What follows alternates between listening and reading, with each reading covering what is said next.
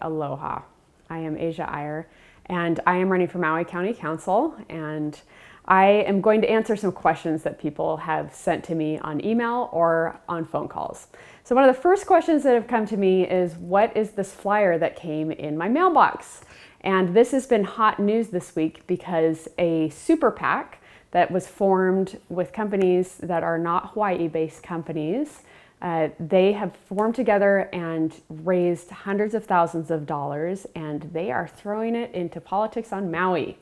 And this is one of their products. So this, it's the Hui o Maui, or Hui o Maui Nui, I guess is what their full name is. And as far as we can tell, it's built up of probably some timeshare companies. It might be A and B. We don't really know what companies are behind it, but it is a super PAC. And they hired a lobbyist from Nevada. And if you go on my webpage, you can learn a little bit more what we know about him.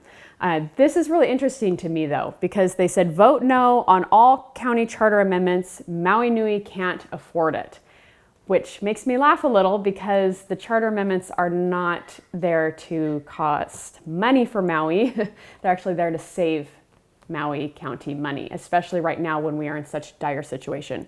So some of the things that this card says is the mayor loses all power to the managing director, which is not true. And you can see my Q&A about the managing director, but it also says the county council will have an unprecedented amount of power.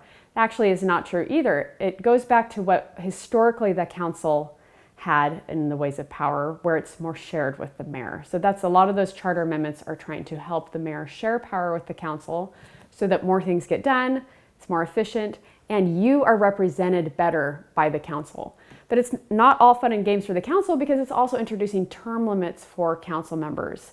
And that, again, is to more accurately reflect what were the original intentions in the charter. So as before it said, it said 5 terms, 5 consecutive terms for council members. Now we'll just take out the word consecutive. And that, we feel, more accurately reflects what our forebears, like our ancestors and the politicians and elected officials before us, they intended. And the funniest thing to me about it is the mayor you elect will only be a ribbon-cutting figurehead in county government. Not accurate, because the mayor still retains a lot of his decision-making power, but it does just it spreads the power out so that if a mayor is elected that not everybody agrees with the decisions he's making, you still have some representation in the government. So you don't just give all your power to one person and hope they're going to be a great mayor. I'm going to talk a little bit more about charter amendments, but definitely if you have this, cross it out because it should be vote yes for those charter amendments. All 7 of them will help our county do better, be more efficient, be more effective.